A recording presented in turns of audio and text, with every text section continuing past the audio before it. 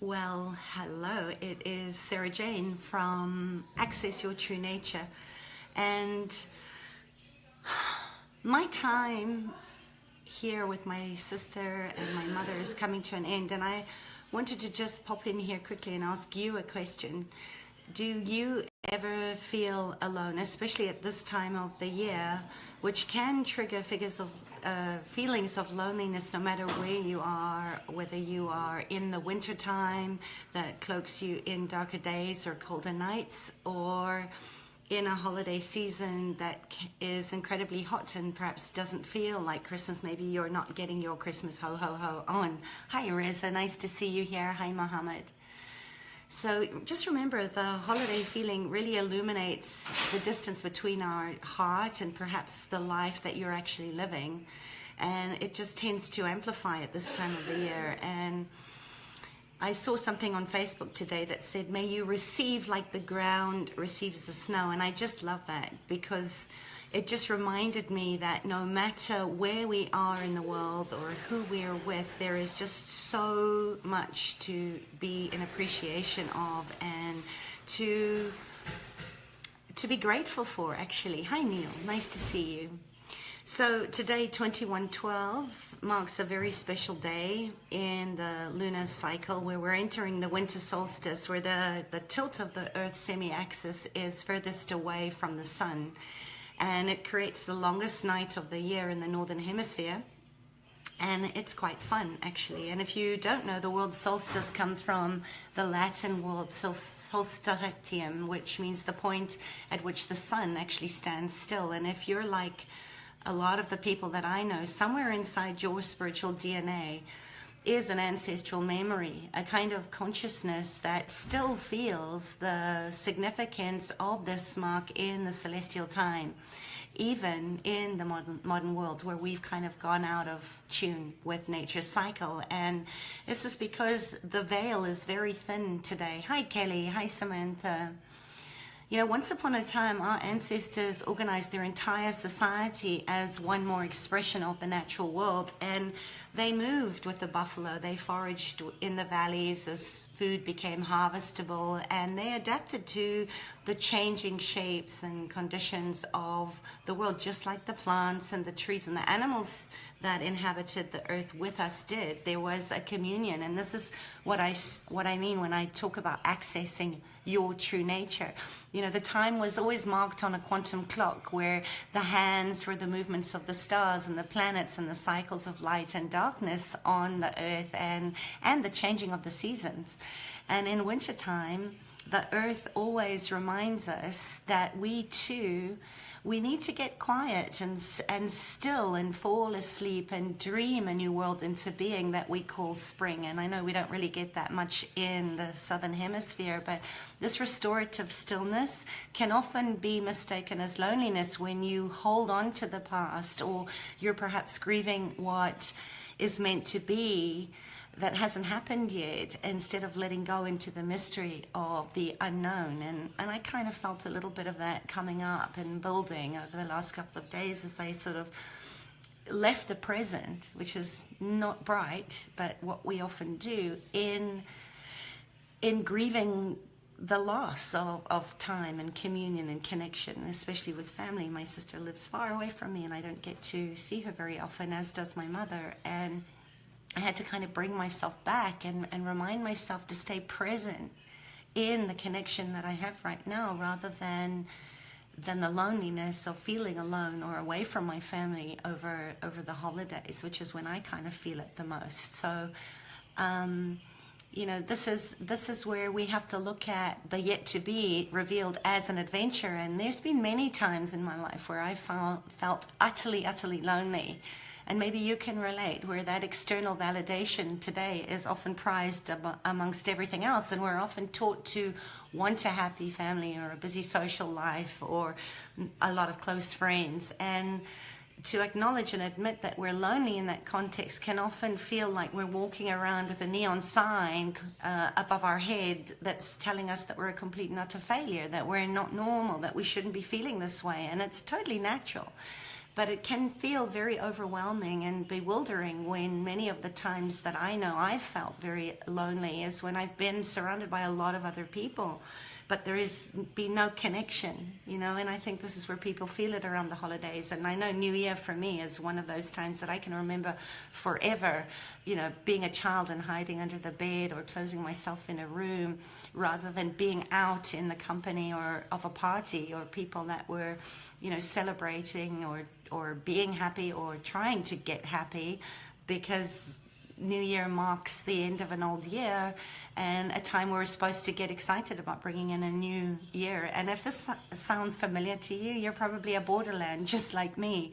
You know, one of these people that is sensitive to the changing times, and we're wandering between the internal and the external world, and we're drawn to helping other people and making a positive change in the world, and somehow we just don't feel like we completely fit. And one of those traits of being a borderland is that feeling of being lonely, even if you have a lot of friends or a crazy hectic social life or calendar. So my question is, how do you sit in the loneliness without feeling driven to kind of run around naked and screaming in a shopping center or dancing on a bar table, just to feel connected to other people and feel like a human being?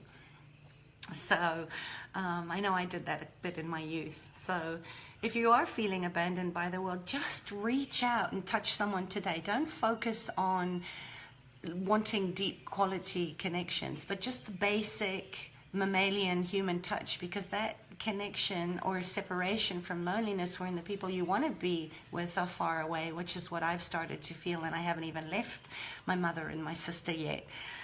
But it's a time that really reminds me just how valuable the people in my life are, and how much I do long for them. And this time can often motivate all of us, it certainly does me, to demonstrate just how much I love, deeply, deeply love the people in my life, and to focus inward in being better over in communication over a distance, to keep in touch more. And I think the I in alone, or loneliness for me, certainly can be or give me that visible proof of my innate search for connection and being just as it is, intact and in touch, even when I don't feel like I'm being touched. So if you're getting those bouts of feeling very lonely at this time of the year or any time of your life, instead of hiding your loneliness, what if you can bring it into the light and just honor it and revere it and treat it and heal it? Because remember, you can't heal it unless you feel it. And you have to feel everything. You can't cut off parts and pieces of yourself. And you'll see that life does return that favor to you when we lean into trust and we receive, being like the ground receiving the snow so naturally as part of your true nature, that there is a time and a place for everything. And you'll probably also know that when we do spend time suppressing or hiding our darkness or trying to be happy when we're not, by spiritually bypassing our feelings, especially the ones that are perceived negative, that we do feel them, and they probably are uncomfortable or inconvenient, and you probably make yourself wrong. So please don't. Just know that when we fear our own darkness, or we make ourselves wrong for having those feelings or thoughts or emotions, we are cutting ourselves out from an essential source of our own personal power. And we can't access our true nature as omnipresent, all feeling, all seeing, all being, all like touching human kindness.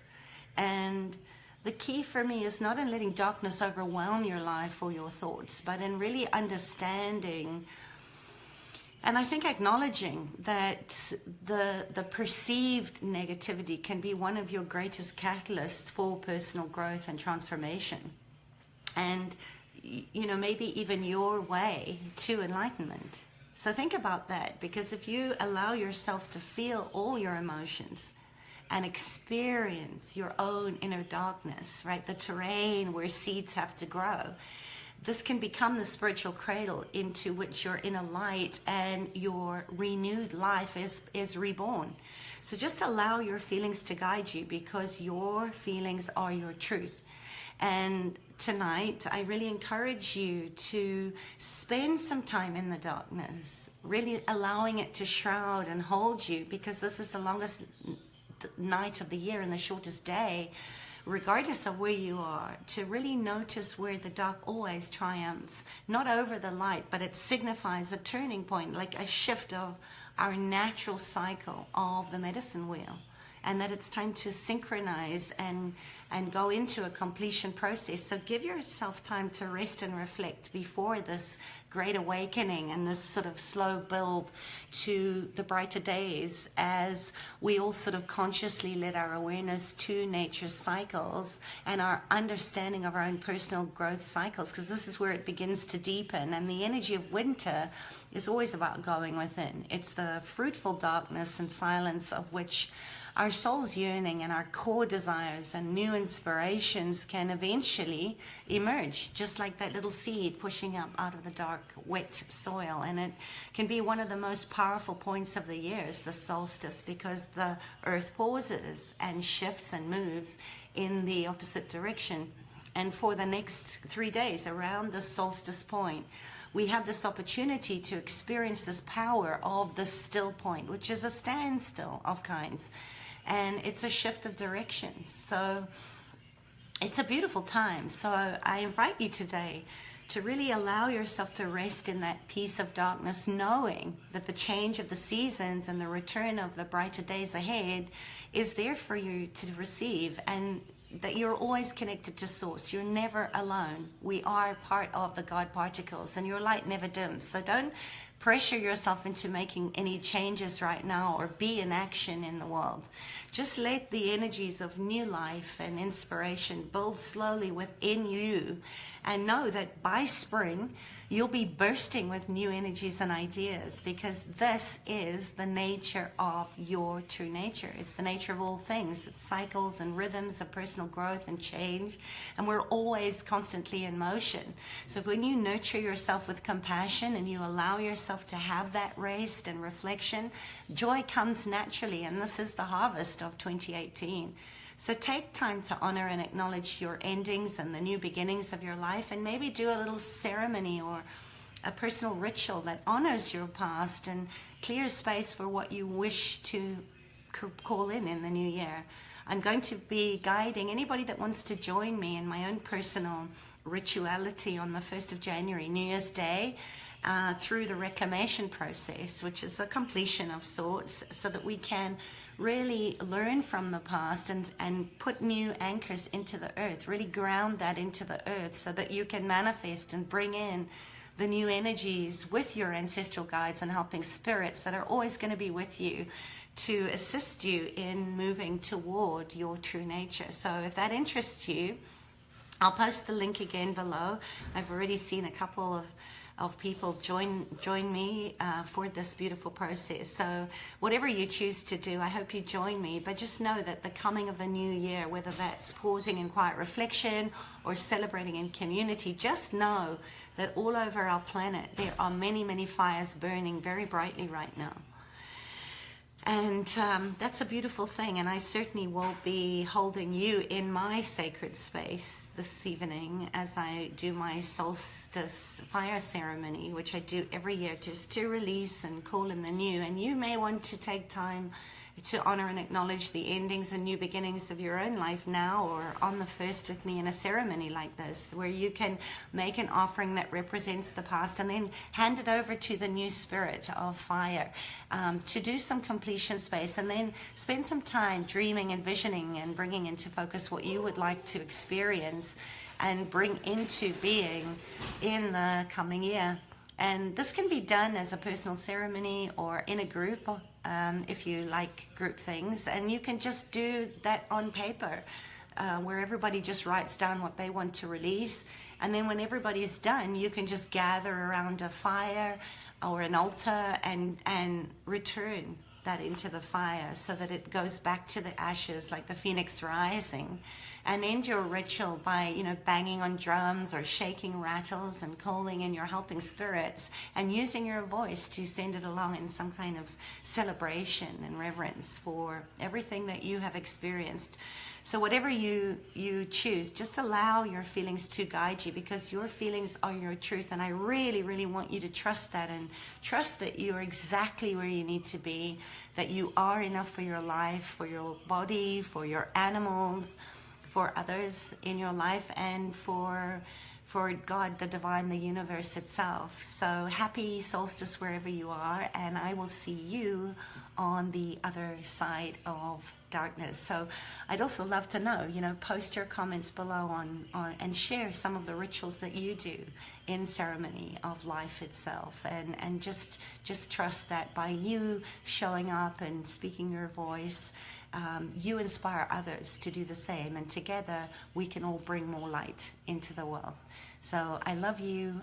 Remember, you're not alone, and if you are feeling cold, take this as a sign that I'm available to you. I'm opening up a couple more sessions after Christmas for some clarity, illumination, discovery sessions. And if you want to reach out and receive, just like the ground receives the snow, know that I'm here for you. And if you know somebody that perhaps has been asking for this, please share it, like it, and just know you are loved and you are so loved. Bye. Mwah.